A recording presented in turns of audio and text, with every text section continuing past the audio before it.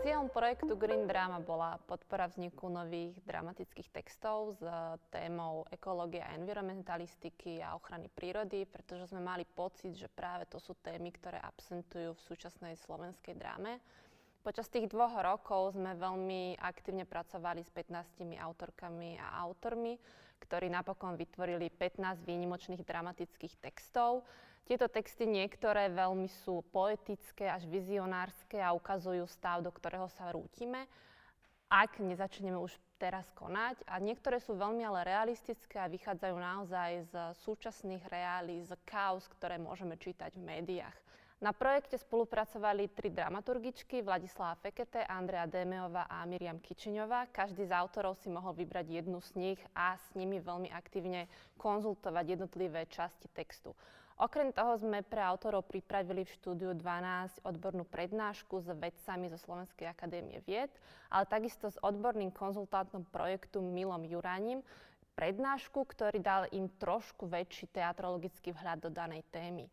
Okrem toho sme chceli, aby autori navzájom komunikovali a hovorili si o svojich námetoch a nápadoch, a tak sme zorganizovali jednak 2-dňový team building, kde sa teda prezentovali naozaj tie prvotné myšlienky a diskutovali, a potom sme prezentovali prvé časti textov v Slovenskom národnom divadle v Modrom salóne počas festivalu Nová Drama, New Drama v máji 2019.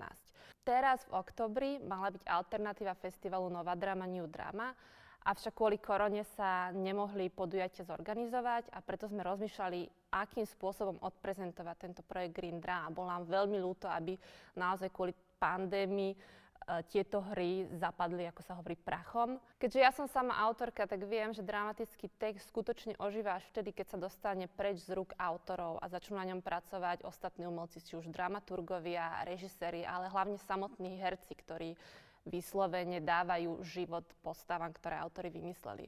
A tak sme sa rozhodli osloviť a poprosiť o pomoc 15 skvelých slovenských hercov a herečky, s ktorými sme počas uplynulých dní nahrali 15 výborných čítačiek, úryvkov jednotlivých textov a hier.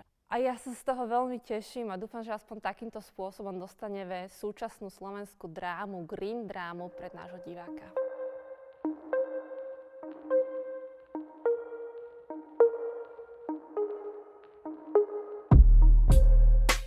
Mikloš Forgáč, Vizi človek, Vodný ember, Eufrozína. Rozmýšľam, čo si mi nikdy nepovedala. Mami, potrebujem tú vetu, ktorú si nikdy nevyslovila. Chcem vedieť, čo si mi nikdy nepovedala. Je tých vied viac. Môžem si vybrať. Napríklad, nemám rada príklady. Alebo všetko, čo si mi nepovedala, je jedna nekonečne dlhá veta. Môžem sa ťa spýtať? Môžem sa ťa spýtať, či sa ťa môžem spýtať? To, čo si mi nepovedala, bola otázka? Nepovedala alebo utajila? Zbytočne alebo naschvál? Trest alebo odmena? Chceš, aby som to vedela? Nevadí, že sa už nedržíme za ruky. Nevadí, že ma nedržíš za ruku. Nebolí. Si pekná v tej kaluži. Pekný odraz. Mami. Poradie. Čo ma poporadí? Na čo mi je poradie? Piesková Duna, väčšie jazero, menšie jazero, Mokrať, lúka, ryžovisko, močiar, hony, žaburiny, nivné lúky, štátna cesta, pieskové nánosy, lužné lesy, nezregulovaný úsek rieky, jazerá. 2 močariská, 2 jazerá, 2 plochy rozdelené jednou štátnou cestou, 1 Duna, 1 ryžovisko. Koľko honov, koľko lúk, voda, piesok, les, lúka, močiar.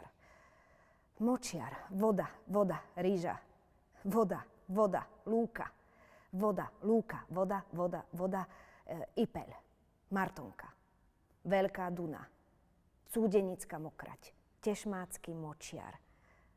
Možno naopak.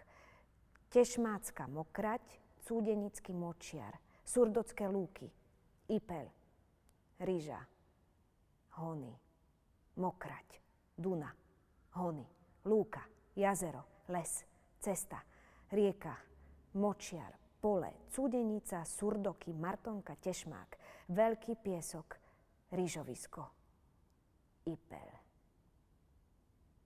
Potrebujem poradie. Bez poradia sa zbláznim. Už je to Ramsarská oblasť. Včera sa to zapísalo na zoznam, na medzinárodný zoznam ramsarských lokalít. Ty si bola šťastná, mami. Ja som bola šťastná, mami. Celé Poiplie bolo šťastné. Mami, a ty si zmizla na druhý deň. Dosiahla si, čo si chcela. 15 rokov tvojho života. 15 rokov nášho života. Nenecháme mokrať bez ochrany. Nenecháme biotop vodného vtáctva na pospas osudu. Si zmizla. Nehnevaj sa na mňa. Ja sa naďalej budem s tebou rozprávať. Musím s tebou neustále hovoriť. Oslovujem ťa v ramsarskej lokalite. Rieka bez meandrov je ako život bez príbehov. Nezopakujem to. Nikdy si to nepovedala. Toto si nikdy nevyslovila. Rieka, meandre, život, príbehy. Slízké slová. Táto veta nikdy neodznela. Na toto si nikdy nemyslela. A pritom, tak by som potrebovala túto vetu. Včas. Táto veta má zmysel pod vodou. Len ako vyliezť z vody po tejto vete? Hľadám tú vodu. Našu presnú vodu. Všetko zmizlo. Toto je tvoja veta. Vyslovená. Znovu zdivočenie. Aj to je tvoje slovo. Včas. Meškám. Strácam ťa. Matky sa menia. Nehádajme sa. Ochutnala som blato. Pila som vodu z rieky. Ochutnám aj kamene. Vypijem aj kaluš, ale nechutia mi. Bojím sa, že na dne uvidím teba. Aspoň so zvýškou ťa poskladám. Mami. Bojím sa, že v súste rozhryziem teba. Aspoň kúsky vyplujem na jednu kôpku. Verila som ti. Už nič nie je také, ako bývalo. Práve preto musíme bojovať za to, aby sa už nič nemenilo. Ale mne už nič nechutí. Mám také tušenie, že ani ty by si mi nechutila. Veď si zmizla. Nenávidím chuť zmiznutia. Vráť sa. A opäť zožeriem celú prírodu. Veď už jej ani nerozumiem. Som netrpezlivá a naplašená. Vždy si hovorievala, 15 rokov nie je veľa. 15 rokov trval proces, kým sa toto územie dostalo na medzinárodný zoznam Ramsarskej dohody. 15 rokov vôbec nie je veľa. Na začiatku som nevedela, koľko to môže trvať. Trvalo to 15 rokov. Akurát. 15 rokov akurát stačilo. Na všetko stačilo. Akurát mne sa zdalo, že 15 rokov je 1 minúta. Jedna svieža, rýchla minúta, ktorá poteší a neotravuje. Žila som 3x 15 rokov. 3 úžasné minúty. A v 4. minúte si zmizla.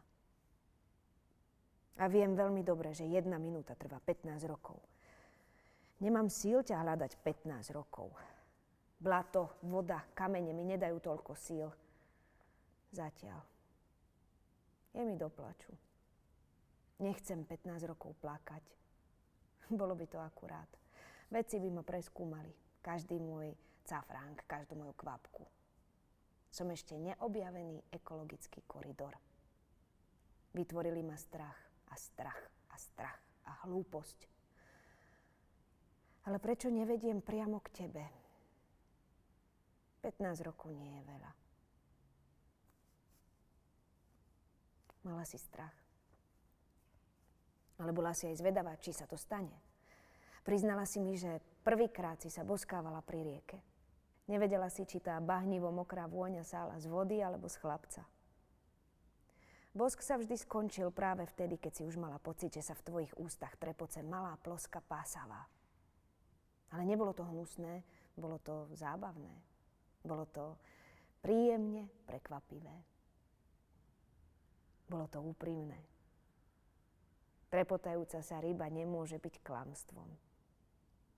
Ostatné dievky hovorili o jalcovi, o mrene, o podustve severnej, dokonca o sumcovi. Ale ani jedna nespomínala plosku. Ty si to vtedy nevšimla, ale rýchlo si pochopila, že tá ploska z prvého bosku sa presťahovala do tvojich úst. Preto si sa vždy boskávala rýchlo, krátko, trhavo. Aby si neprezradila úplne, že namiesto jazyka máš živú rybu. Bola si veľmi zvedavá, keď sa začalo bádanie v tejto oblasti. Kvôli Ramsarskej zmluve, či sa môže dostať aj tvoja malá tajná ploska pásavá do jednej štúdie. Nechala si to na náhodu. Neviem, či si sa nakoniec boskávala s niektorým z ich teológov, alebo sa ti skôr zapáčil nejaký fanatický ornitológ. Neviem, možností tam bolo. 74 vedcov, rôzneho pohlavia. Ty si bola slobodná. Ale v štúdiách by som popis tvojej tajomnej ryby asi darmo hľadala. Hľadám radšej teba. Mám taký čudný pocit, že som viackrát prešla vedľa teba. A ty si nechcela, aby som ťa spoznala. Nechcela. Alebo ti to bolo jedno. Nechcem vedieť, či ťa darmo hľadám. Viem, tie miesta, ktoré boli pre teba najdôležitejšie, už dávno zmizli. Zregulovali rieku. Ale ty si sa nechcela dať zregulovať. 15 autorov, 15 textov o vzťahu človeka a prírody, písanej s veľkým P, ako ju píše ekofilozof Timothy Morton, vychádza v roku 2020 na Slovensku. Čo to znamená? Znamená to v prvom rade to, že si ako spoločnosť intenzívne uvedomujeme, že slovné spojenia ako klimatická zmena, 6. masové vymieranie druhov, degradácia pôda vôd, zamorenie zeme mikroplastami, odsúdenie človeka od dostatku prírody, že to všetko sú reálne problémy. A nie sú to problémy, ktoré pred ľudstvom stoja, ale sú to problémy, ktorých následky sa už denne dostávajú aj priamo do našich bežných životov. To je možno tá horšia správa. Tá dobrá správa je, že týmto zborníkom Green Drama sa slovenská dramatika vlastne dostáva na pôdu ekodramaturgie, teda toho, čo nazvala týmto pojmom teatrologička Teresa J. Mayová, ktorá má za cieľ poukazovať na rôzne aspekty vzťahu človeka a životného prostredia. Čo to znamená? Znamená to napríklad prinášať nové pohľady na už zdanlivo jasné dejiny vzťahu človeka a prírody, ďalej reflektovať devastáciu životného prostredia, otvárať témy, ktoré sa dotýkajú environmentálnej spravodlivosti a rôznym spôsobom poukazovať na rôzne možnosti spolužitia človeka a všetkého, čo ho na Zemi obklopuje. Naši dramatici sa tým aj pridávajú aj k priekopníkom, ako boli Čechov a Ibsen, ktorí síce okrajovo, ale už vo svojej dobe, niekedy na konci 19. storočia, dvíhali várovný prst a pridávajú sa najmä k mnohým a mnohým stovkám súčasníkov, ktorí dnes píšu o problematickom vzťahu človeka a Zeme a poukazujú na to, že klimatická zmena je nielen reálny problém, ale má aj reálne dopady a že ju spôsobuje človek.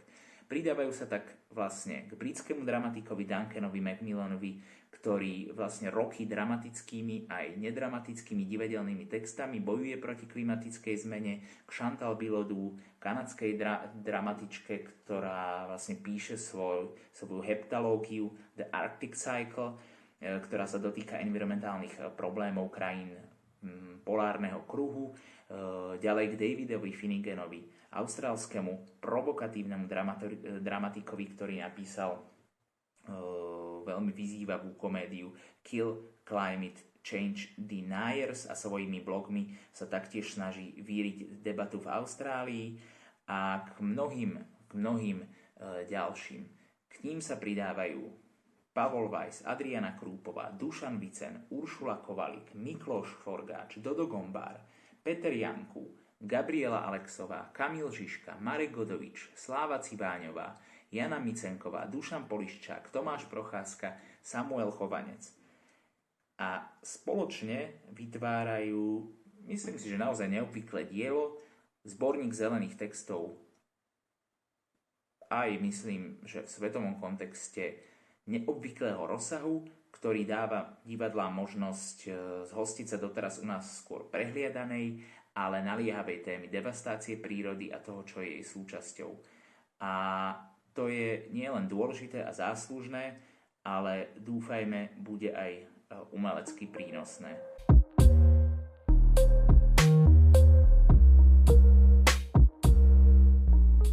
Dušan Poliščák, Tichý hlas. Úradník. Pomaly sme na konci tohto príbehu. Áno, viem, na veľa vecí vám ešte chýbajú odpovede, no neviem, či vám na všetko odpovedať viem. A na niečo vám dajú odpoveď oni. Vychádzajú ľudia, medzi nimi aj žena a doktor. Žena. Možno som mala byť vtedy opatrnejšia. Doktor? Nie, ja som mal urobiť viac. Už vieš, čo sa stalo? Žena? Nie. Ľudia na ulici. Počuli ste to? Áno, je to zvláštne.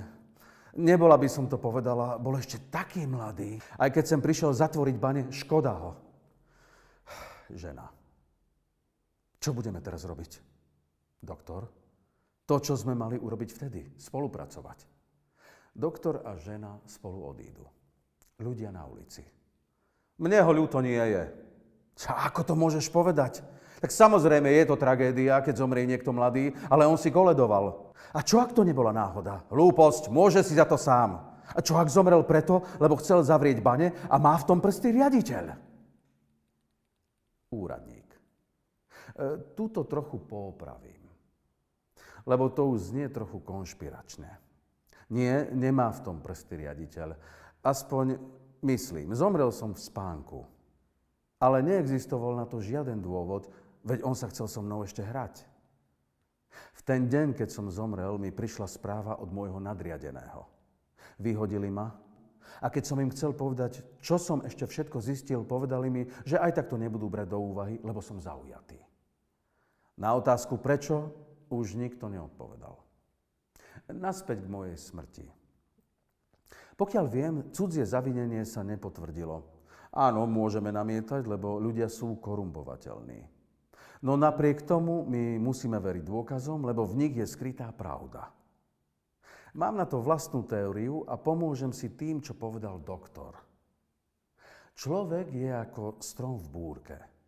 Buď sa ohneš, alebo ťa to zlomí. No ak sa ohýbaš dosť dlho, zlomí ťa to tiež. Ale keď sa obzriem za seba, spoza úradníka prichádzajú doktora žena a nesú so sebou podpisové hárky. Zhrnú sa okolo nich ľudia. Žena. Podpíšte prosím našu petíciu na zastavenie ťažby a spaľovania uhlia. Doktor. Všetkých nás to pomaly zabíja, počet respiračných ochorení narastá a bude sa to len zhoršovať. Ľudia na ulici. Jasné, budeme veriť zradkyni a opilcovi. A možno majú pravdu, mali by sme si ich vypočuť. Nikdy so zradcami sa nerozpráva, veď to spolu ani nemusí súvisieť. Ako sa chcete pozrieť do očí svojej rodine, keď im chcete zobrať prácu? Hanba! Hanba! Hanba! Hanba! Odíde iba pár ľudí skandujúc hanba. Ostatní začnú podpisovať petíciu a postupne všetci odídu a ostane len úradník. Asi bude vždy existovať nádej.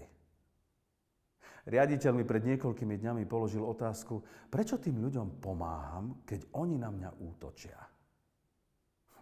Najviac je však v dave počuť práve ľudí plných nenávisti a strachu, kým tí ostatní Sú ticho alebo prekričaní. Stačí však nejaký impuls, ktorý nám dá silu postaviť sa za to, čo je správne a čomu veríme. A teraz sa dostávame aj k otázke z úplného úvodu. Prečo som sem dnes prišiel? Je to jednoduché.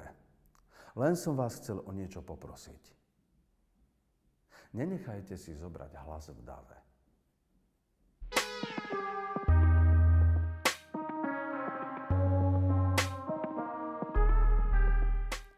Adriana Krúpová, Studňa. Obraz 4. Anketa. Priestor sa mení na bunker. V monitoroch sledujeme anketu. Anketa s respondentmi by mala byť nahrávaná priamo na ulici.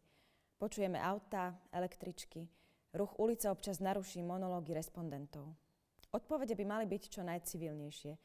Celá anketa musí pôsobiť autenticky. Prvý muž rozpráva v nárečí, prípadne s prízvukom. Aká bola otázka? Sima. Globálne zhoršujúce sa životné prostredie a jeho vplyv na rozklad spoločnosti. Prvý muž. Čo mám o tom povedať? Vidíte to všade okolo seba. Na svete je nedostatok vody, ľudia z Afriky hromadne migrujú do Európy za vodou, ale my jej nemáme dosť ani pre seba. Druhý muž. Počkajte, niečo vám prečítam. Hľadá v mobile. Na začiatku nášho letopočtu bolo na našej planete 170 miliónov ľudí. V roku 2050 je predpoklad, že nás bude 9,3 miliardy. Naša Zem dokáže uživiť maximálne 10,6 miliardy ľudí. A potom čo? Prvá žena. Počula som, že niektorí ľudia majú hlboko v zemi vykopané studne. Nie sú odkazaní na prídely vody. Žijú tam dole a strážia svoj poklad. Neviem, aký to musí byť život. A čo tam dole jedia? Sima. Kapitola 2. Zásoby. Miestnosť v bunkri je zariadená nábytkom z PET fliaš. Sedenie, knižnica s encyklopédiami. Po stenách sa ťahá potrubie. Veľké aj malé rúrky. Vľavo je studňa. Centrálne sú dvere z bunkra, uzamykateľné na číselný kód. Podľa toho, kam postavy odchádzajú, tušíme po bokoch ďalšie priestory. Spálňu rodičov a spálňu dievčat. Obraz 5. Rodina sedí na provizornej sedačke z PET fliaš. V ruke majú zápisníky, porovnávajú si údaje. Otec. Počet rybacích konzerv? Mama. 6982, dvakrát zrátané. Otec. Mäso v konzerve, rôzne druhy? Sima. 9458. Otec. Lena? Lena.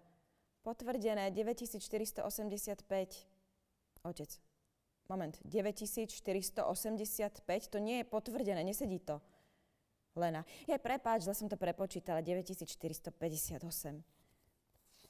Otec. Lieky? Mama. Lieky som si vzala na starosti ja. Vieš, že sa môžeš spoľahnúť. Otec. V poriadku, len daj pozor na expiráciu. Mama. Samozrejme. Otec. Med? Sima. 2068 litrov, ale niektoré fľaše sú tam už fakt staré. Otec. Med je potravina, ktorá sa nekazí, takže to nech ťa netrápi. Drahá, koľko litrov si napočítala ty? Mama. Ja? Asi som spravila chybu, mám o 1 liter menej. Otec. Obe sa vrátite k medu a znova ho prepočítate. Sima. Ale otec, nejaké ale. Zásoby treba mať spočítané, aby sme s nimi vedeli správne hospodáriť. Lena.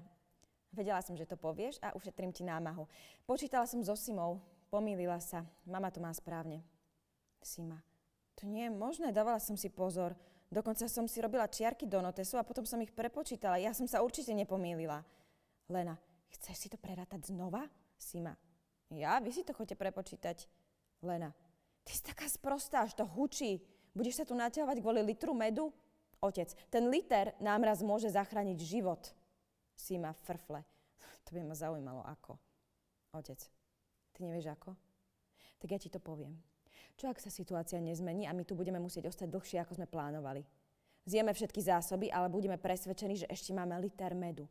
Liter toho zázračného moku, ktorý je nielen antibakteriálny, obsahuje cukry a tak prepotrebné kalórie, ale bude aj našou jedinou nádejou na prežitie. Prídeme do komory a tam, vďaka vašemu laxnému prístupu, namiesto medu nebude nič.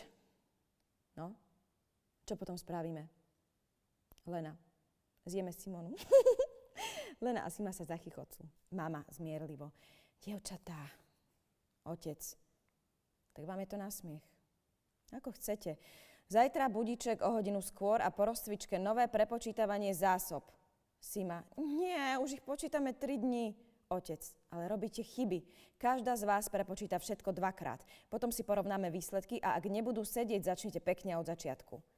Lena, pozri na mamu, podpichne. Máme počítať aj lieky? Mama, nie, to naozaj nie je treba. Už som povedala, mám to pod kontrolou, len by ste to tam poprehádzali. Lena, a čo alkohol? Otec, dobrý pokus, ale ten mám pod zámkou ja. A ver, mám v tom prehľad. Lena, zišiel by sa mi malý prídel. Otec, alkohol bude len na zvláštne udalosti alebo záchranu života, takže si nechaj zájsť chuť. Sima, ja sa z toho zbláznim, mne sa už o tých konzervách aj sníva. Dokedy tu vlastne musíme ostať? To naozaj musíme zjesť všetky zásoby? Mama, no tak, Simonka, doba je zlá, vonku zúria choroby, hlad, teroristi. Otec, ľudia sa zabíjajú aj pre kvapku vody. Mama, ver mi, nechcela by si tam byť. Otec, musí zasiahnuť armáda, aby nastolila poriadok a vyhnala aj posledného Ahmeda. Dovtedy ostaneme. Sme tu v bezpečí a máme studňu. Veď už sme si to vysvetlili. Sima, ale mami, čo ak sa to nezmení? Čo ak svet už nikdy nebude ako predtým?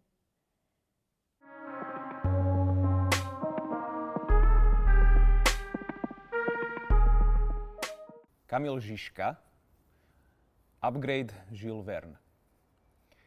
Plastový ostrov, Fok, Passepartout, Fix a ešte veľa prapodivných bytostí. V podstate je to posledný obraz a na tomto plastovom ostrove by sme mali preplávať okolo celej Zeme. Robur dobyvateľ. Vítajte na plastovom ostrove. Je to neuveriteľné, aj keď sa vám zdá, že sme na mieste, sme stále v pohybe. Práve sa nachádzame v Indickom oceáne a čo je pozoruhodné, nie len, že neustále plávame, ale ešte sa aj zväčšujeme. Plastový ostrov je môj posledný a najdokonalejší vynález. Fok, vy ste Robur. Robur dobyvateľ. Fix. Takže? Robur. Takže ste vlastne všetci mojimi dobrovoľnými zajacami. To znamená, že môžete pokojne opustiť ostrov, ale keďže sa rozširuje každú minútu o kilometr, tak to nie je možné. Niekedy som chcel ovládnuť svet dokonalým mechanickým vynálezom, až som postupne pochopil, že najlepšie bude vymyslieť niečo menej nápadné. Takzvanú pasívnu zbraň. Veď koho na Zemeguli pred rokmi zaujímalo, že v tichom oceáne pláva zo pár tón plastov. A hľa, už je moja krajina väčšia ako polovica západnej Európy. Nabrali sme slušnú rýchlosť. Sme v Bengálskom zálive. Passepartout. To už sme za Indiou? Ale veď tam som mal podľa pôvodného románu zachrániť krásnu Audu. Bol to môj najväčší hrdinský čin, ktorý som v slávnom románe majstra Verného vykonal. Robur, už nie je čas na hrdinské činy. Stačí vám tu len tak nečinne zotrvávať. Fix, dokedy? Robur, do nekonečna. Aha, tam sú deti kapitána Granta, ktoré svojho otca nikdy nenájdu. A tam zase skupina chlapcov, ktorí tu neprežijú len svoje 2 roky prázdnin, ale aj starobu. Pozrite, to je krása. Filipínske more. Fix. Tá rýchlosť je akási nelogická. Robur, už sme pri západných brehoch Južnej Ameriky. V podstate my sme skoro na mieste, ale obrysy nášho ostrova sa geometrickým radom stále nafúkujú do všetkých smerov a do všetkých oceánov. Plastový ostrov je najvykrmenejšie teleso na celej planéte. Živí ho celé obyvateľstvo. No, tak už sme v Atlantickom oceáne. Tak blízko vášmu drahému domovu, pán Fok. No vidíte, a to ani nebudete potrebovať deň navyše, aby ste vyhrali vašu slávnu stávku. Neprídete na čas. Ani neskoro. Lebo neprídete vôbec. Hľa. aká pointa bez pointy. Paspartút. Pán Fogg, prečo stále mlčíte? Vždy máte nejaký nápad, no tak čo teraz? Fogg. Pane, nie ste práve vy ten, čo vykradol anglickú banku? Robur. Bola to moja vstupná investícia na tento veľkolepý projekt. Fogg. Vyzerá to beznádejne, drahý Paspartút. V 21. storočí, keď sa po svete dá pohybovať 100-násobne rýchlejšie ako v čase, keď prvýkrát vyšiel náš román, sa svet za 80 dní nedá obísť. Paspartút. Takže? Fogg. Budeme čakať. Paspartút. A na čo? Fogg. Na nádej.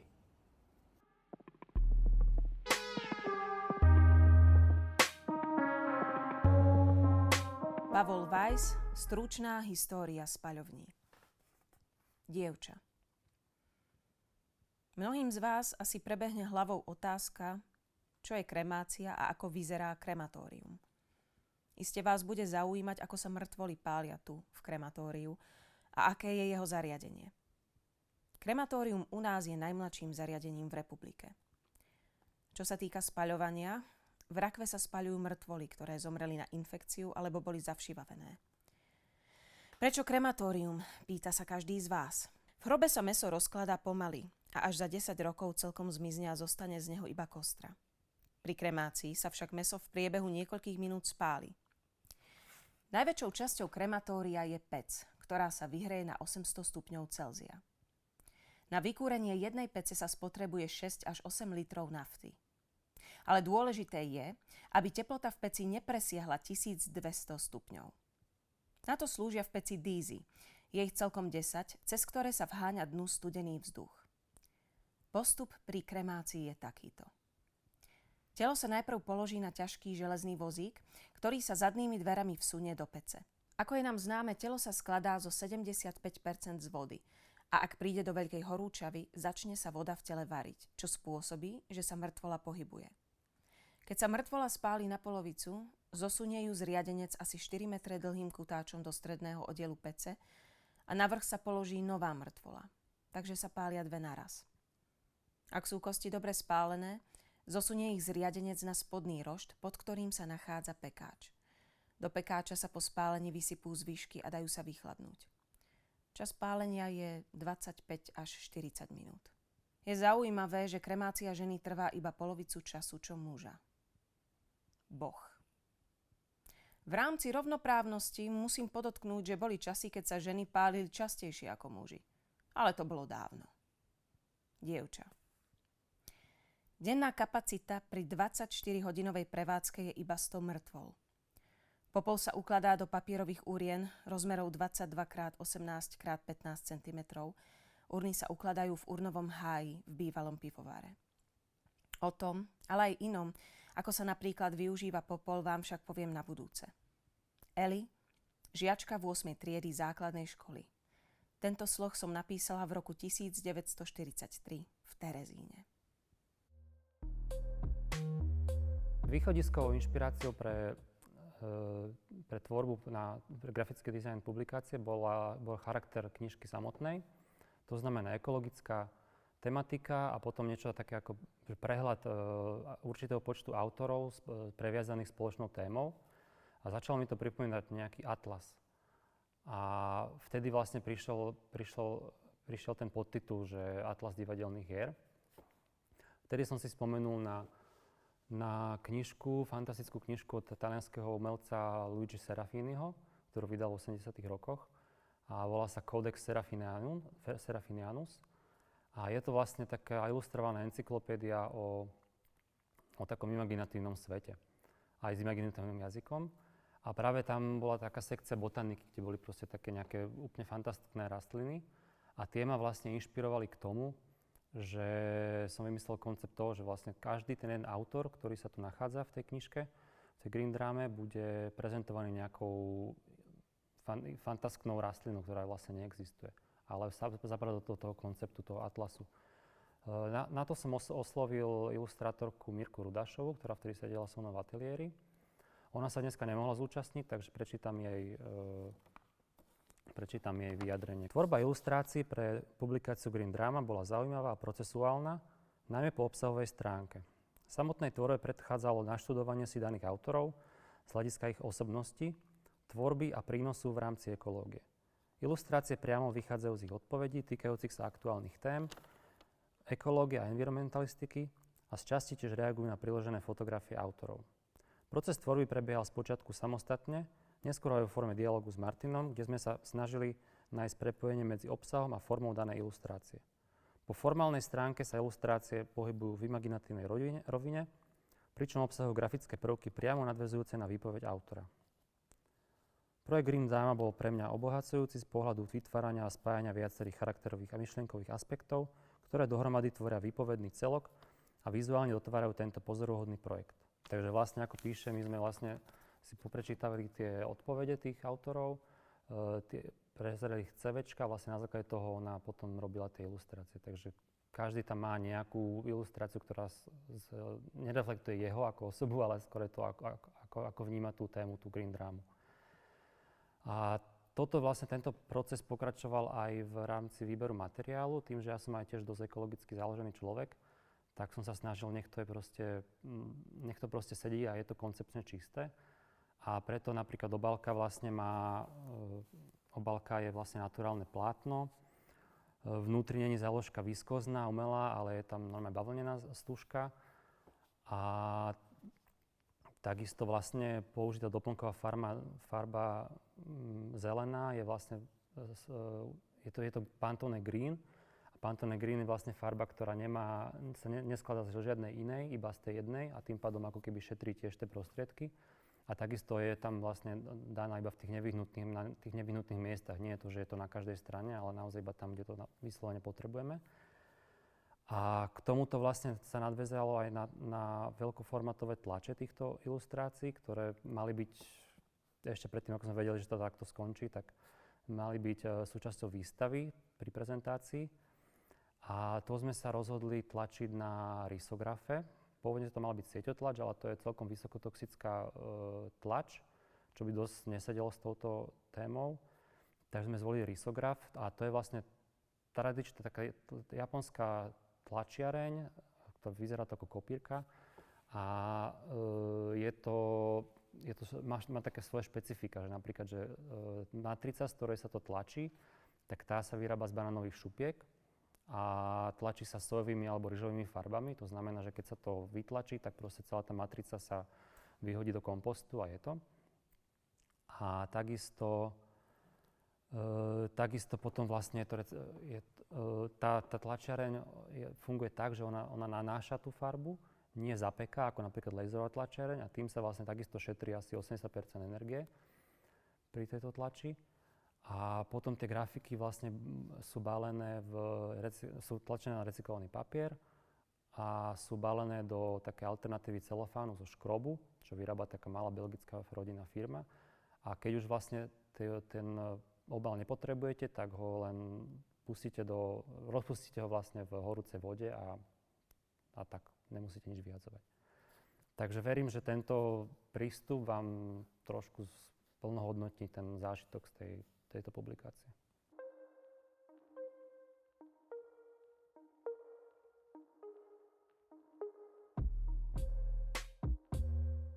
Uršula Kovalík, Súkromná vojna, Socky T. Obraz 5. Je večer.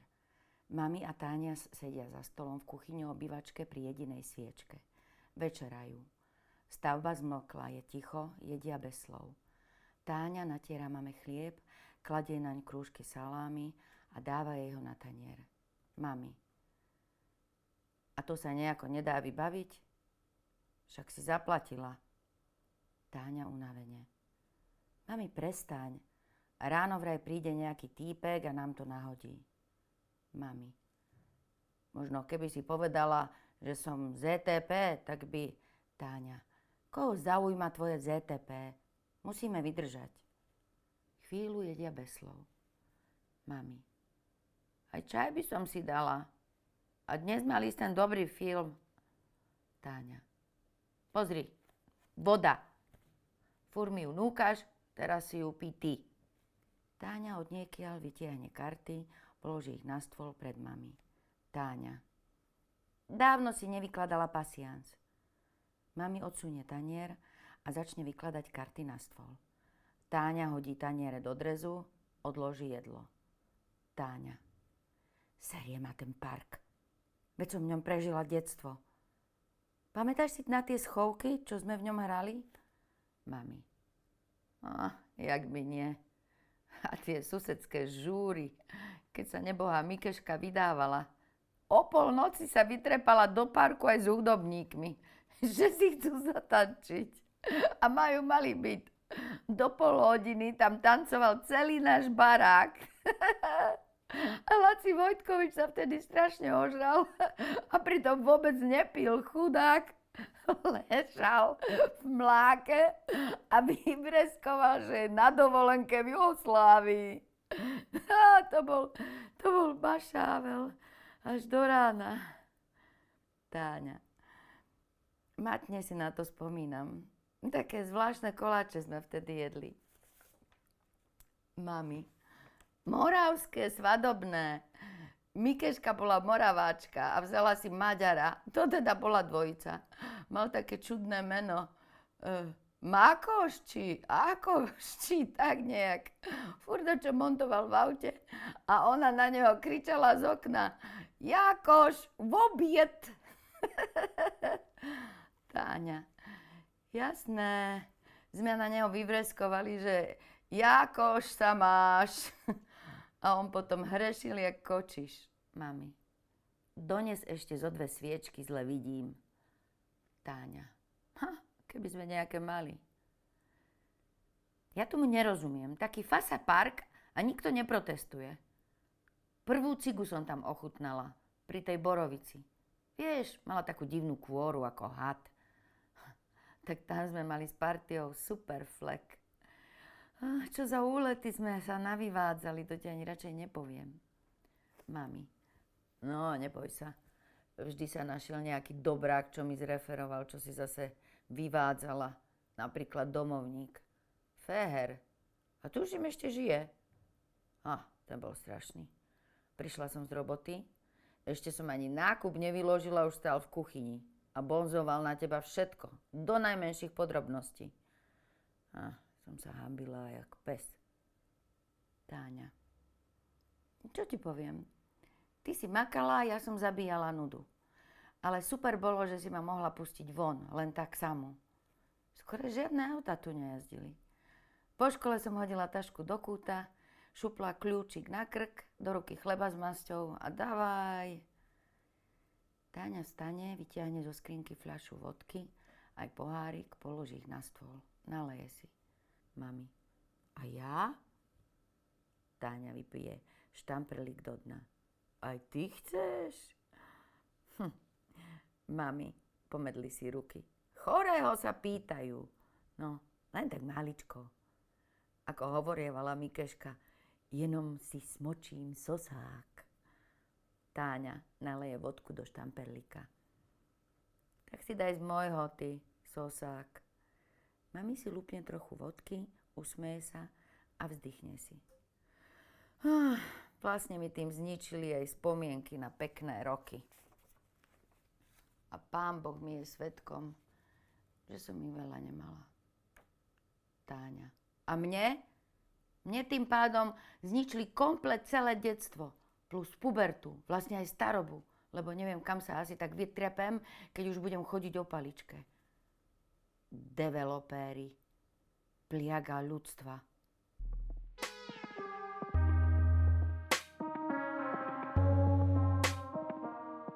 Slávka Civáňová, Obrázky z hôr. Na chate. Silvester s otcom stúpajú do kopca. Počujeme Silvestrov hlas, číta z knihy Obrázky z hôr. Silvester. Dolina úžila sa viac a viac. Po úzkom chodníku, cez lúky kráčali sme hore jeden za druhým. Na otcovi bolo znať únavu.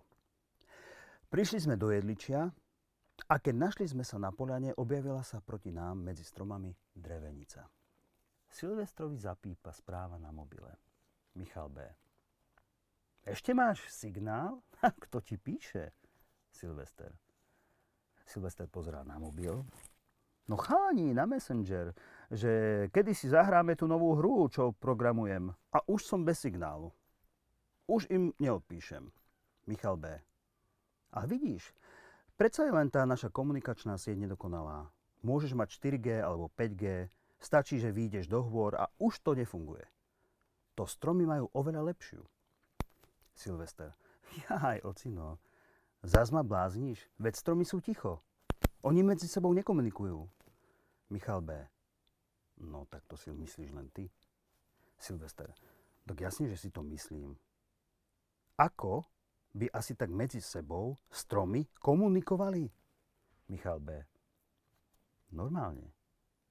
Ty používaš World Wide Web a sieť, ktorú používajú stromy, sa volá Wood Wide Web. Stromy tajne rozprávajú, komunikujú, obchodujú aj vedú vojnu. Robia to pomocou siete húb, ktoré rastú okolo a vo vnútri ich koreňov. Húby poskytujú stromom živiny a na oplátku dostávajú od nich cukry. Táto sieť je taká hustá, že môže mať stovky kilometrov v rozsahu jedného našho kroku. Zapojením sa do siete húb môžu stromy navzájom zdieľať živiny. Staršie materské stromy používajú túto hubovú sieť na zásobovanie semien a mladých stromov cukrami, čo im dáva väčšiu šancu na prežitie. No a tie stromy, ktoré sú choré alebo umierajúce, môžu vypustiť svoje zásoby do siete a tie potom môžu využiť zdravší susedia. Stromy tiež používajú huby na posielanie správ medzi sebou. Ak sú napadnuté škodcom, môžu uvoľniť chemické signály cez svoje korene a tak varujú svojich susedov, aby zvýšili svoju ochranu. Silvester. Však ale prečo to tie stromy robia? Michal B. No prečo? Pretože táto skrytá sieť vytvára komunitu prospešnú pre všetkých jednotlivcov. Silvester. To mi chceš ako povedať, že pod povrchom existuje skrytý úplne iný svet? A Michal B. Áno. Les je oveľa viac ako to, čo vidíš. Silvester. Tak to znie ako bláznivé fantasy, alebo sci-fi, alebo ako novopovedané Sky-5, alebo ako počítačová hra. Michal B. Tak možno je to neuveriteľné, ale je to tak. Priamo pod tvojimi nohami je svet nespočetných biologických ciest, ktoré stromy spájajú a ktoré umožňujú lesu fungovať ako jeden superorganizmus, ktorý komunikuje, vymieňa si informácie a jedlo.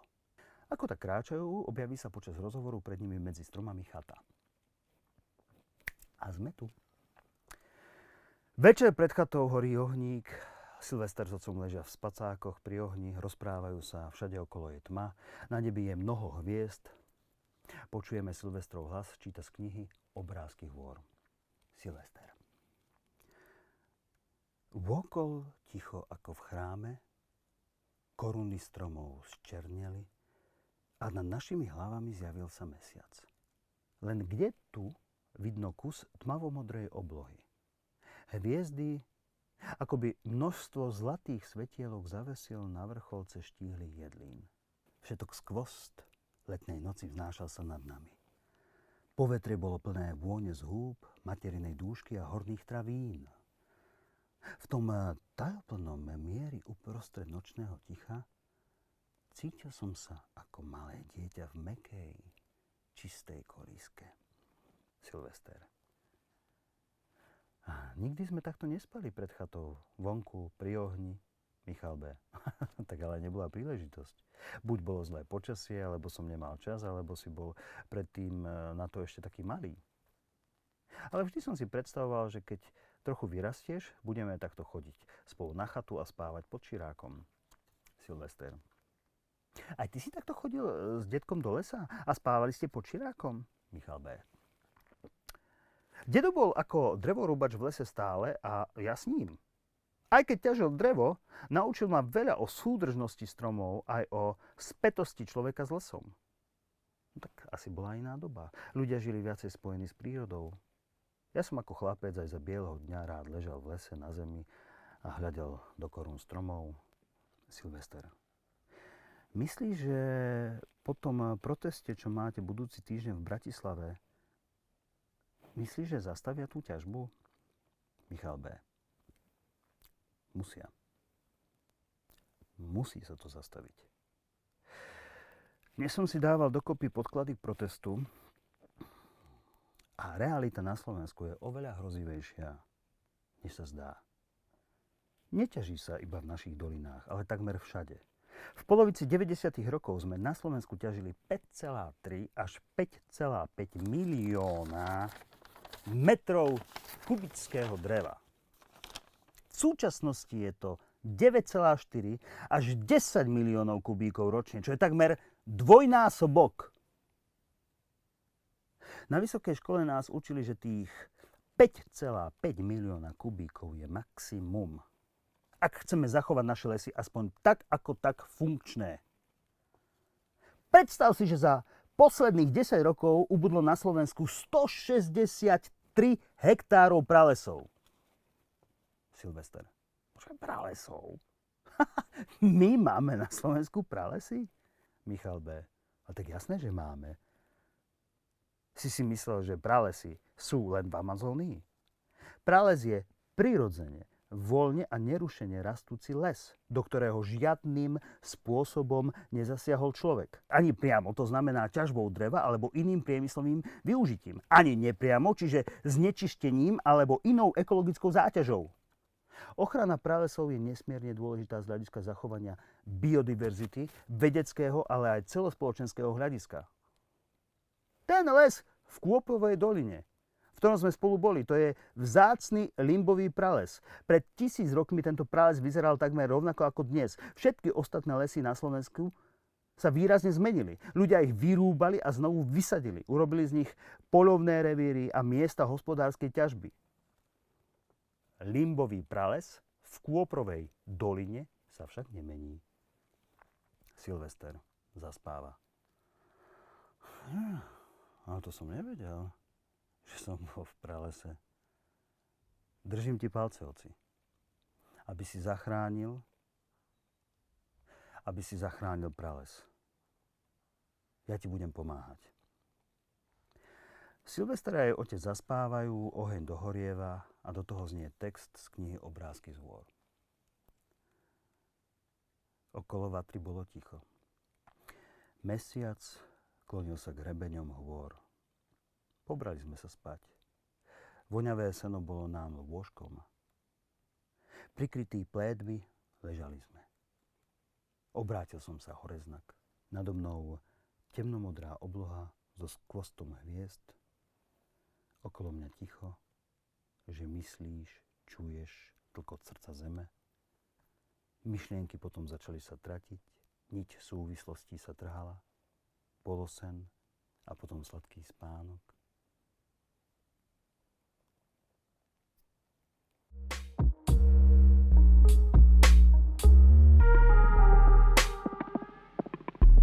Gabriela Alexová, Nič proti dvojnohým.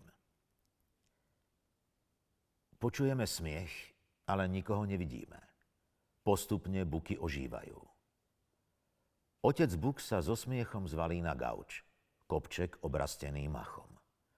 Mama buková nalieva do pohárov vodu, dcéra si upravuje v zrkadle listy a nenápadne žmurká na smrek, ktorý rastie medzi bukmi. Dedo buk, pník, prihopká k stolu a lačne vypije pohár vody a vypýta si ešte jeden.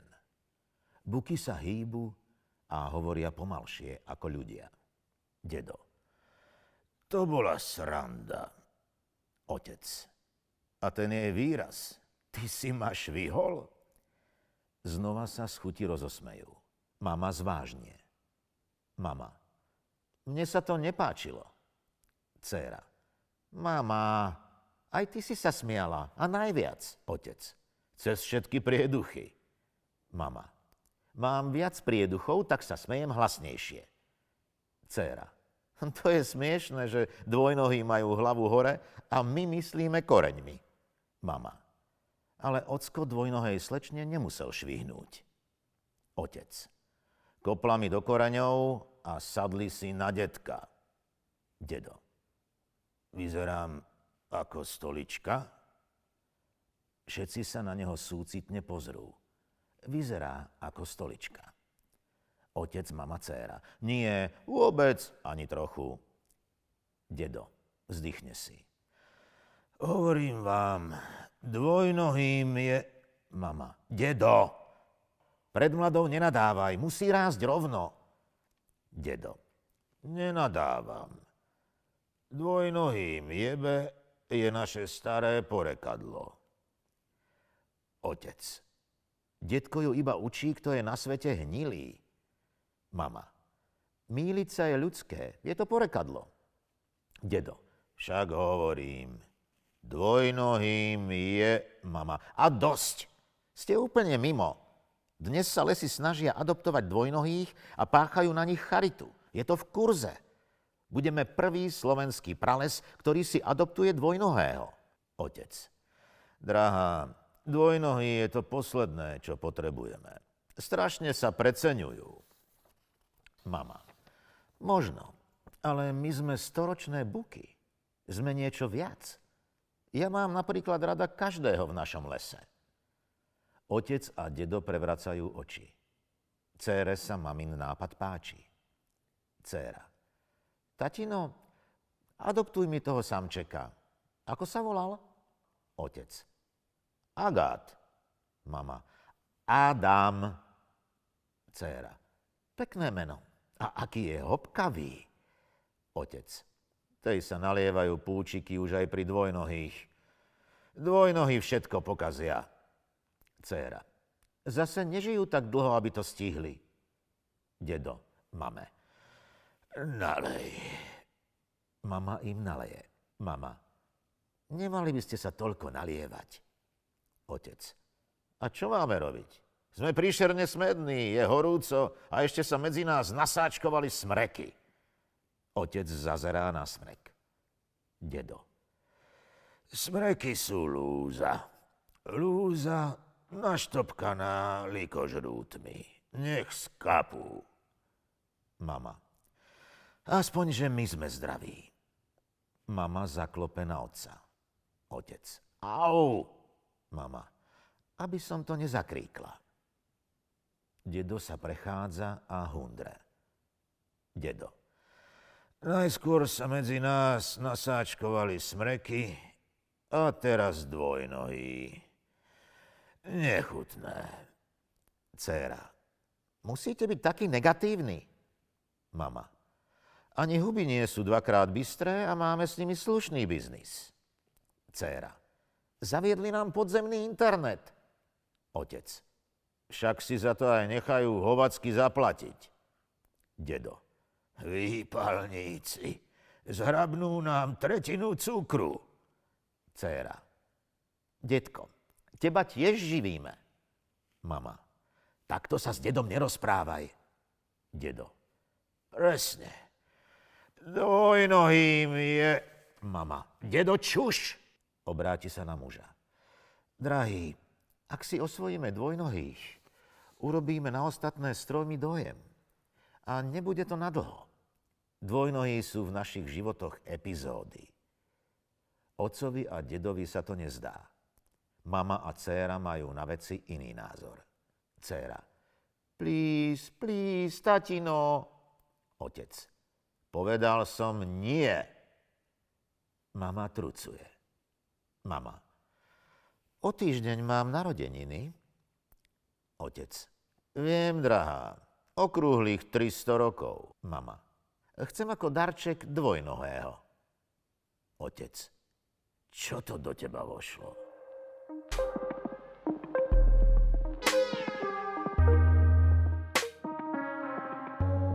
Peter Janku, Zlatá horúčka. Pán minister, je hospodársky rozvoj Slovenska závislý od ťažby zlata, navyše pofidernou metódou, ktorá je nebezpečná pre životné prostredie? No, pozrite. Banícka činnosť je súčasťou národného hospodárstva. Ale nemyslím si, že je nejako významne dôležitá pre jeho rozvoj. Ale v každom prípade poskytuje zamestnanosť pre ľudí a poskytuje aj nejaké ekonomické výstupy. Takže istý podiel na hospodárskom raste má aj banská činnosť. To bylo období let 1999 až 2000. Nejdříve vláda na můj návrh přijala usnesení, že není v zájmu naplňování státní surovinové politiky České republiky, ať už zkoumat nebo přímo těžit ložiska zlata, a parlament o nějakou dobu později dokonce přijal novelou příslušného zákona opatření přímo zakazující metodu kyanidového loužení. Takže súhlasíte, aby aj metóda kyanizácie bola ťažobným spoločnostiam na Slovensku povolená? Je to vo svete štandardne aplikovaná metóda, nevidím v tom problém. Metóda kyanidového loužení patří k těm nejméně spolehlivým a zároveň představuje velké riziko pro životní prostředí.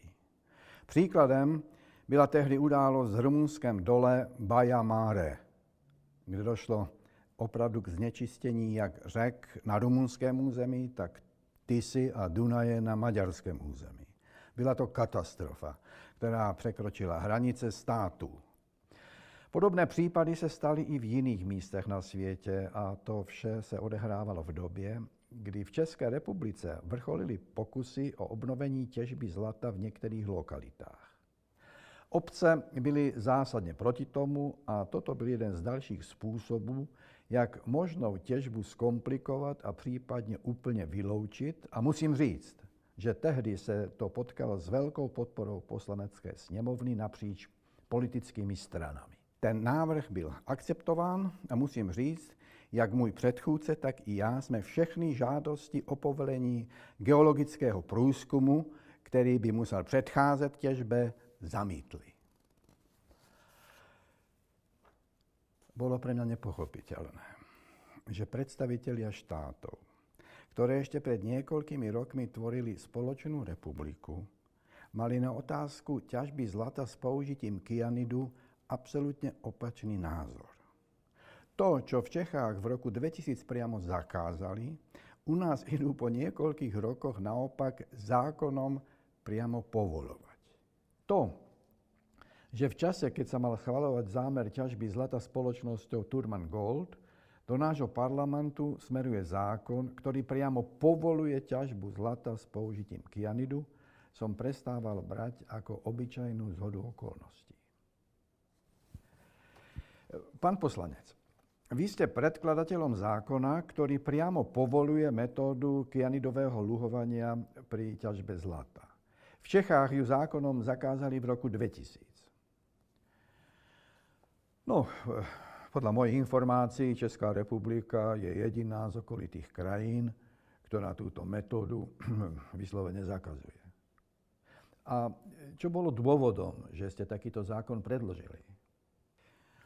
Dôvodom bola skutočnosť, že si ako poslanci Národnej rady nemyslíme, že je správne, aby sme v zákone priamo menovali konkrétnu metódu ťažbu nerastných surovín, ktorú by sme zakázali alebo nejakým spôsobom obmedzili. Nakoľko pozmenujúce návrhy, ktoré predkladali niektorí iní kolegovia, hovorili o tom, že na jednej strane by sme zakazovali túto metódu a na druhej strane potom umožňovali povoľovanie výnimiek.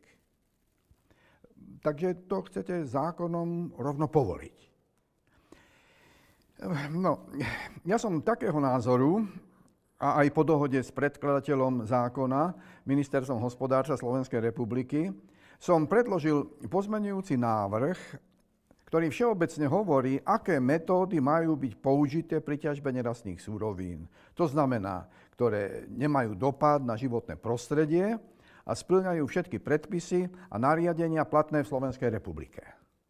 Takže podľa vás kyanidová metóda nemá žiadny vplyv na životné prostredie. Hovorím, že som si osvojil návrh Ministerstva hospodárstva a nemám dôvod nedôverovať lepším odborníkom, ako som ja. Pro ťažbu zlata u nás není dôvod. A to ekologické riziko by bylo neodůvodněně vysoké. Hustě zalidněné oblasti střední Evropy to považují za hazard, který by neměli slovenští představitelé dovolit. Já hovorím, že je to výsledok lobovania tzv. Geologicko-banskej lobby. Ja som si tých ľudí takto nazvala. A sú to proste ťažiari, ktorí samozrejme pre svoj zisk a svoje peniaze chcú dosiahnuť takéto zmeny v zákone.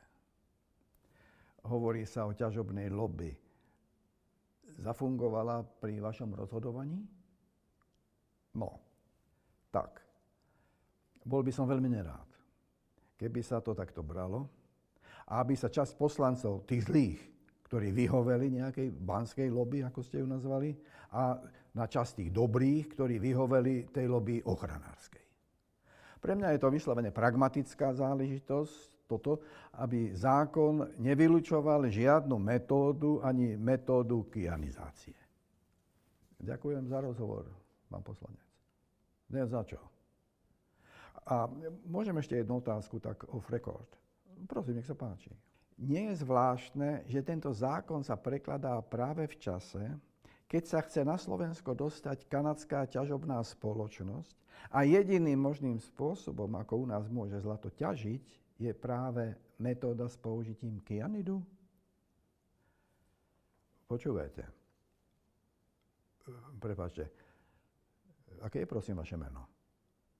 V tom zhone som to nejako... Milan Ronec. Počúvajte, pán Milan Ronec. Ak chcete robiť serióznu žurnalistiku, takéto špekulácie si prosím odpustite. A do akej relácie to bude?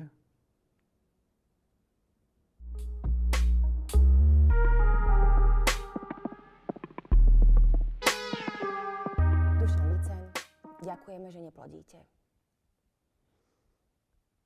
Neviem, prečo práve ja musím mať takú smolu.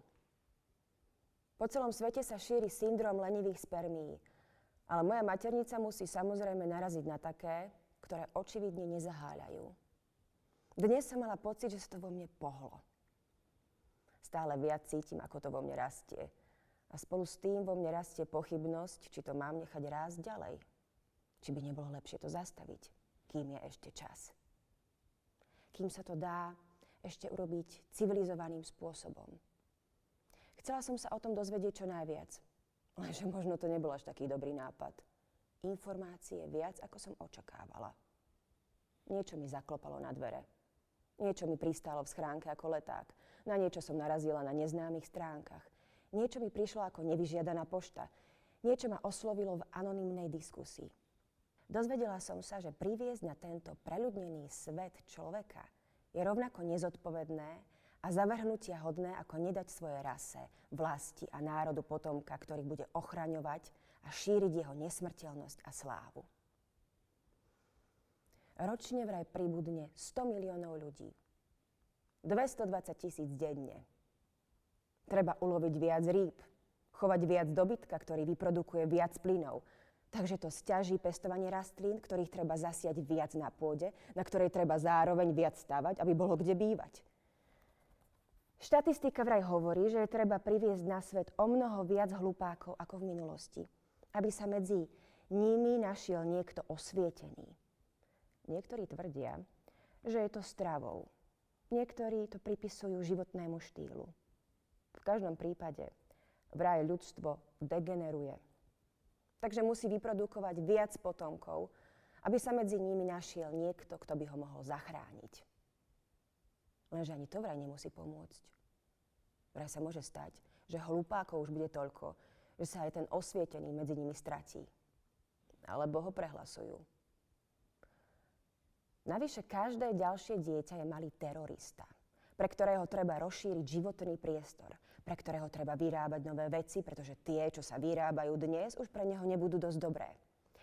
Bude si robiť nárok na to spotrebovať zdroje, ktorých už ale nebude dosť, pretože ich spotrebovali tí, ktorí ho na svet priviedli.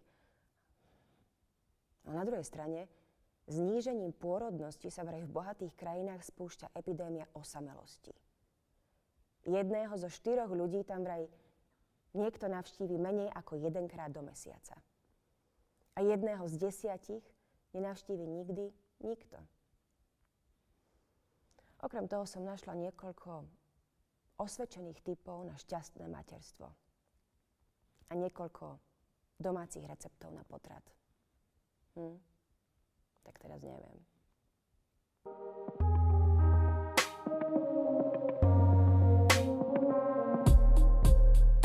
Samuel Chovanec, Poetic Science. Ploty sa stavajú a niektoré sú postavené z veľmi odolného materiálu. Cena za vstup do sveta, kde som schopný overiť a sám skúsiť existenciu niektorých exotických elementárnych častíc, je enormne vysoká. Kým Ježišove zázraky mohol vidieť každý v Galilei, na to, aby človek uvidel neutríno, treba obrovské množstvo energie a financií. Bežného človeka od neho delí 10 rokov univerzitných štúdií a množstvo dverí s prístupovým kódom. Veľká väčšina konšpiračných teórií je ukotvená v tom, že vláda reptiliánov, mimozemšťanov alebo len Američanov nehovorí plnú pravdu, ale naopak zatajuje dôležité informácie, a to na úkor väčšiny. Samozrejme, tieto teórie sa dajú ľahko vyvrátiť, lebo väčšinou ide len o metodologicky zle odvodené vedecké dedukcie. Ak napríklad školstvo a veda chápe príbeh stvorenia, pre evanjelickú rodinu úplne legitímnu, plnohodnotnú verziu vzniku sveta, ako rozprávku, ktorej netreba priznávať zvláštne miesto, potom ťažko môžeme čakať, že niektorí ľudia budú brať vážne klimatických vedcov. Pre mňa otázka spočíva v tom, ako adresovať pocit nezúčastnenosti. Nárok na užitočný spôsob rozprávania o svete predsa nemožno vyvlastniť. Je také prekvapivé, že si veľké množstvo ľudí pripadá vynechané, že majú pocit, že sa nezúčastňujú na tom, čo sa vie. Ostali na druhej strane plotu a tí vo vnútri hovoria, že idú na horu k ďalekohľadu a vravia: hľa, sme transparentní, veď opakujte tie isté kroky ako my, aj vy tu môžete byť. Ale nehovoria to isté, čo robia. Oni sa na tú horu chodia modliť. Pozerajú sa ďalekohľadmi hore a tam niekde v nekonečne sa stretávajú paralelne rastúce priamky progresu a blahobytu. Carl Sagan hovorí, že naša malá planéta je modrý fliačik v obrovskom vesmíre. Zo pár planetárnych omylov v porovnaní s nekonečným priestorom pre vykúpenie. Planéta je odrazový mostík, vesmír je pole možností pre neustále nový začiatok a rodisko nových svetov a ľudských kolónií. Alebo predstavme si alternatívny fakt. Povedzme si, že Zem je napríklad plochá. Podo mnou nekonečné hlbiny, nado mnou nekonečné nebo. Okolo mňa horizontálna komunita. Pri západe slnka stretávam kamarátov a Zem sa k slnku zbytočne nestáča. Je možné, že krájanie pomocou plochej Zeme mi umožní výstup takých figúr, na ktoré som pri svojom pozeraní do nekonečna z oploteného kopca s ďalekohľadom zabudol? Zrazu cítim pod svojou nohou zem. Strašne veľa zeme. Uvedomujem si tajomstvo hlbín. Že hlbiny nie sú len zdrojom surovín na vykorisťovanie, ale rovnako sú súčasťou domén mojej zodpovednosti. Môžem prísť takto k popieračom guľatej zeme za konšpirátorom, chytiť ho za rameno a povedať pri východe slnka: prepáč, že som na teba zabudol. Alebo keď hrdzavejú ploty pravdy, možno netreba hneď mobilizovať armádu na ochranu hraníc. Možno sa treba pozrieť za plot a hľadať dôvody, prečo tam niektorí ostali. Voľne, po Bellarminovi, nezaujímať sa o pravdu. Nie je to aj tak len tyránske slovo? Všimnite si radšej, akého človeka moja pravda hodnotovo zo mňa robí.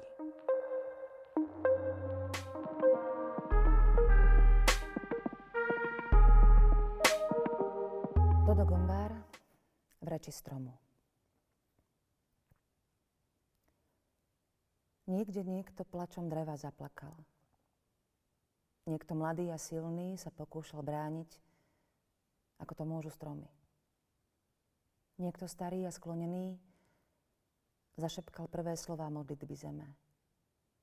Viac nestihol. Prišla rana. Niekto vytrhol z hlbok väčších, ako má priepasť, všetky tepny a žily, ktoré mu potvrdzovali ten krehký život.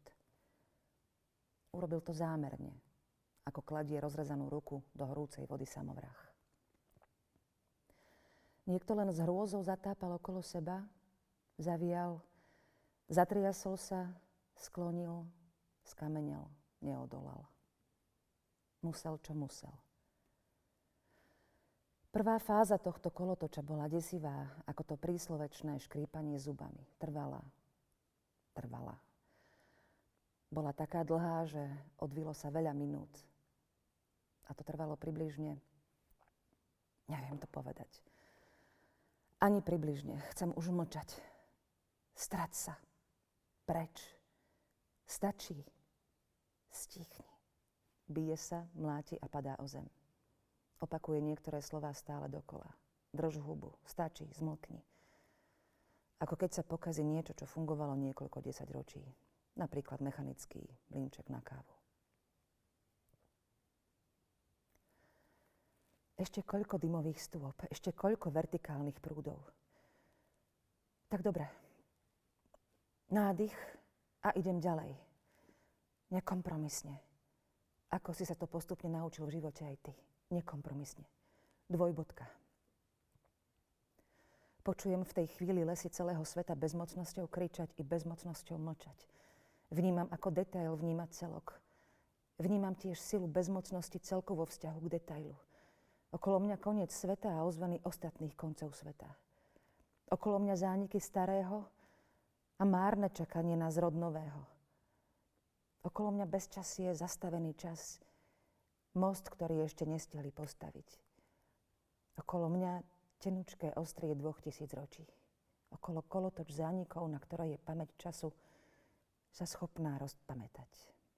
A v strede stojím ja. Ale ja som si uvedomila, že stále stojím, že ja stojím a som sama. Aj bez teba, aj bez svojich. Bez zubov kovu v nohách, bez kriku, bez hnevu, bez apatie. Bez krvi pod svojimi krehkými pätami. Kedy sa to stalo? Kedy si sa tak vzdialil? A nič si mi nepovedal. Ani si sa nerozlúčil, ani ti nenapadlo prísť, spočítať listy na zemi, povedať niečo o jeseni, porovnať minuloročnú priazeň bohov, ako ste vraveli, úrodu s priazňou tohtoročnou. Pokropiť ma tou odpornou, štipľavou a páchnúcou kvapalinou, ani to ti nenapadlo. Nič ti nenapadlo. Ticho. Chvíľu mlčí. Sama v hline, ktorá zostarla spolu so mnou, vyschla, popraskala, stále spojená so svojím prameňom, ktorý ešte napriek všetkému nevyschol. A okolo mňa všetci a všetko leží, nežije. Tí dvaja ľudia sekerami ešte dokonávajú skazu. Počula som vzdychy starej Rúženy, možno chcela niečo povedať, vo výdychu zašepkať, ale už nebola na to sila. Uvedomila som si, že jediná stojím. Že som stále tam, kde aj pred chvíľou. Že som sa nepohla, že sa so mnou nepohlo, že sa ma nikto ani nedotkol. Bože. Radšej vietor, radšej mráz, radšej tony snehu ako toto. Celkom na začiatku, keď tí dvaja vojaci vtrhli, tak povedali niečo ako tento to je. A jeden sa pritom smial. Pri tom pohľade na mňa to povedal a pritom sa zasmial. Nechápavo sa smial, nechápavo krútil hlavou. Teraz, keď už bolo dokonané, ešte niekde, ešte čosi bublalo, ako po výbuchu hory. A oni odchádzali, tak sa ešte raz pri mne zastavil a na mňa pozrel. Videla som detail jeho tváre a nevidela som v nej nič, okrem únavy a ľahostajnosti. A zaznelo mi to roky vzdialené. Tento to je.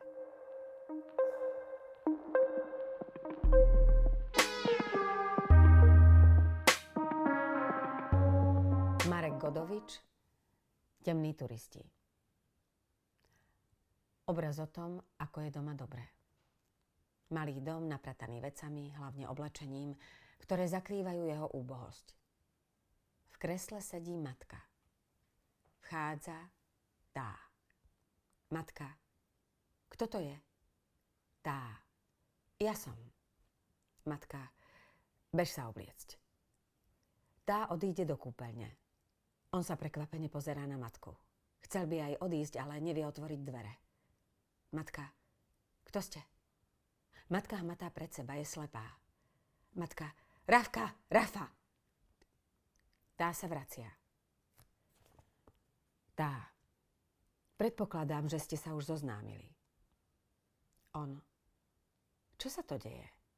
To je čo za hru? Matka. Ty? Ty? Tak predsa si ho našla.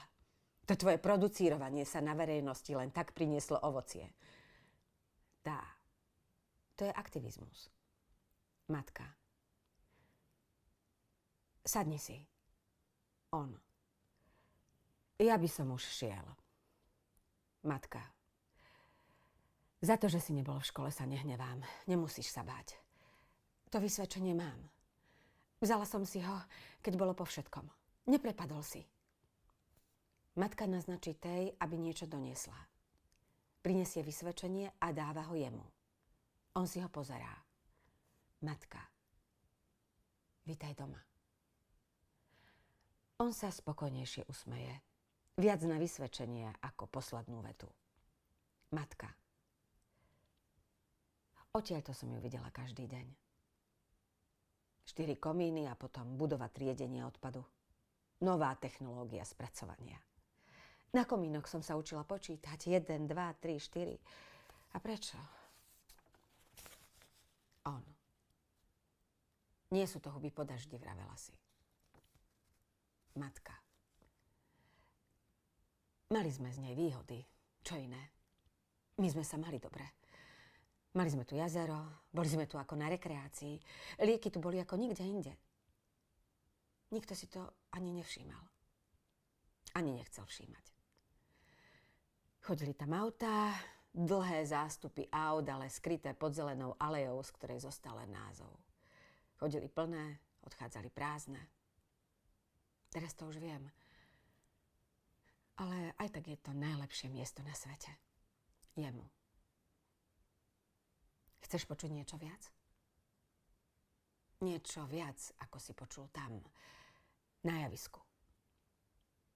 Je to ich javisko. Stará Gréta, zmorená osudom, nezaprie v sebe tú učiteľku. Stále asi hovorí o tej svadbe, ale ja som zostala doma. Ja som svoje učiteľstvo musela zaprieť.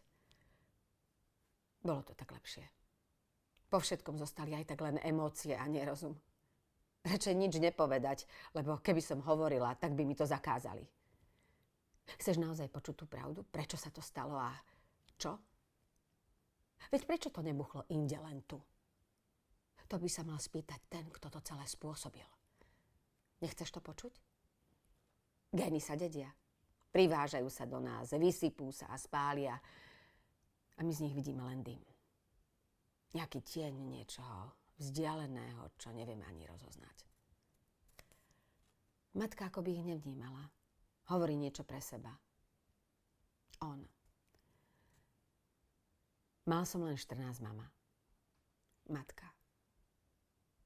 Vedel si všetko. V škole si vyčnieval. Zaujímal si sa, bol si zvedavý, chcel si poznať fakty rovnako ako ja, ale keď si ich mal vyhodnotiť, dostať sa k podstate veci, tak to si urobil krok späť. Aj keď ti zbili brata. Vedel si, kto vyprovokoval bitku, ale nezasiahol si, len si sa díval. On bol starší ako ja.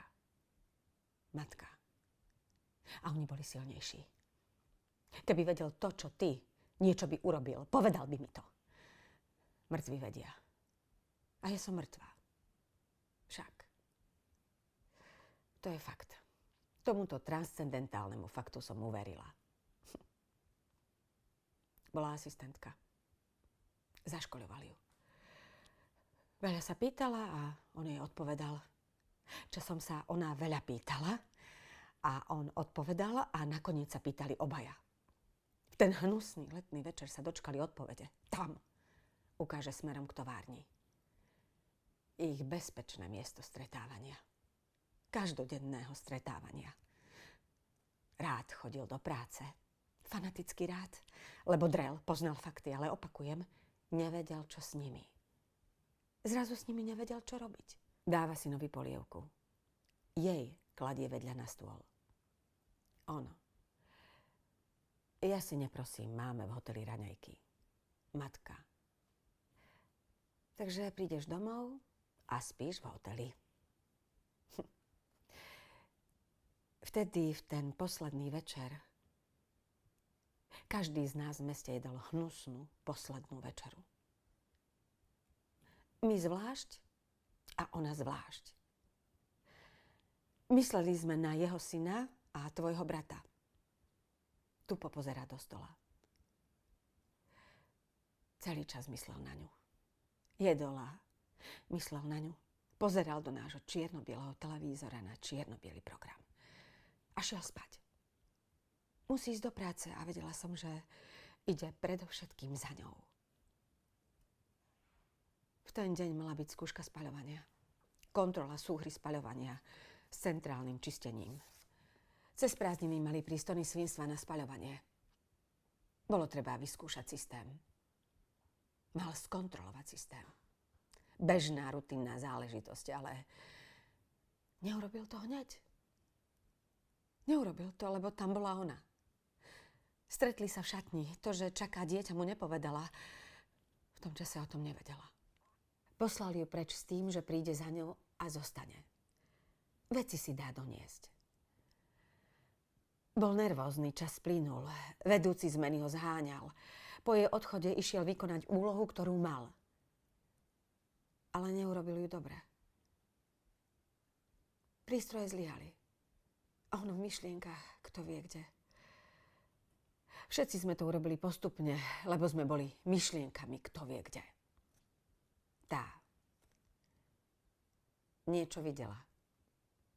Šla pešo po aleji k mestu. Otočila sa okolo jazera a videla fascinujúci pohľad. Niečo ako ohňostroj, keby nebolo tak zvláštne sichravo. Poviem si, že som niekde v exotickej destinácii a oslavujem niekde v hlavnom meste. Utekala šialená. Skočila do jazera. Chcela tak skončiť. On. Tej. Je mi to ľúto. Tá pokrčí plecami. Matka. To je v poriadku. Ľudia si tu často neuvedomia, že za to, čo vidia okolo seba, sú zodpovední oni. Aj keď sa práve v tej chvíli len narodili. Možno aj predčasne. Na následky zomreli všetci, ktorí boli v továrni. A do vzduchu sa dostalo všetko, čo sa dovtedy likvidovalo. Všetky plastové príbory, fľaše, taniere, počálky, šálky, hračky, obaly, vrecká. On. Prečo mi to teraz hovoríš? Matka. Myslel si na svojho otca. Mal si ho ako hrdinu, ako svätý obrázok. A ja som ti ho takého vykresľovala. Aj keď som ti chcela povedať pravdu. Ja som sa vrátila. A ty si zostal. Stal sa z teba turista. Už nič nebolo ako predtým. Všetko bolo mŕtve. Jej sa narodilo živé dieťa. Úplne zdravé. A žije.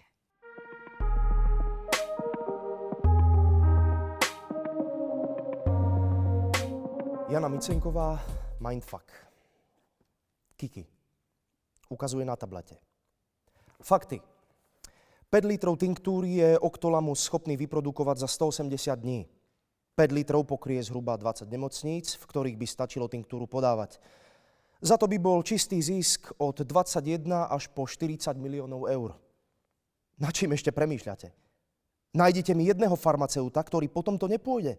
Budú sa pred nami plaziť. Jager. A na to si ako prišiel inžinier? Kiki. Mám svoje overené zdroje. Naďa. 21 miliónov. Starý, máš tu ešte ten svojet? Pán Mrkvička. Hovoril som, že ho nosím stále so sebou. Pani Lenka. Ale prosím vás, Kiki, 21 miliónov eur. Pani Lenka. To znamená, že by každý z nás zarobil 4 milióny eur? Kiki. Na začiatok. Jager. A jak chceš nájsť tú pôdu? Kým zistíš, kde to je, tak ti Oktolamus hebne. Kiki.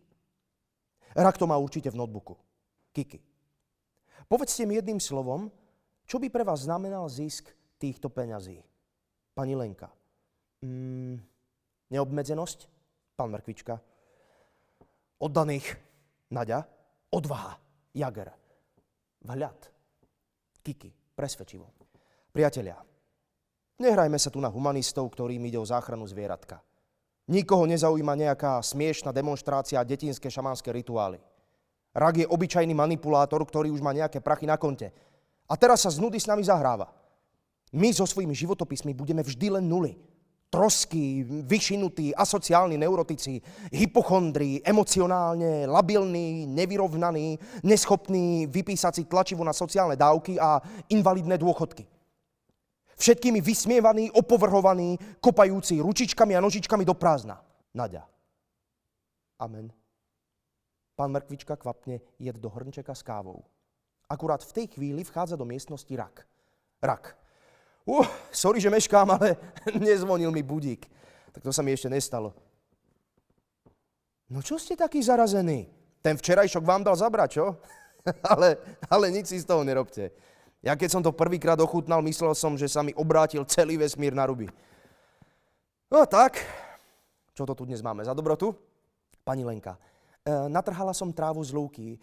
Super ekologické. Rak. Wow, to som nečakal, prekvapujete ma. Tyjo, aj kávu ste mi už spravili. To je pecka, díky moc. Rak zje trávu, smeje sa z toho, vezme si hrnček s kávou, napije sa. Zrazu si všimne, že Kiki pije z kelímku Starbucks. Rak. Zlostne. To si robíš srandu. Starbucks. Rak sa začne dusiť a po pár sekundách padá mŕtvy na zem. Pán Mrkvička. Ja som hovoril, že ten jed je zaručený. Jager. Alebo ho zabil Starbucks.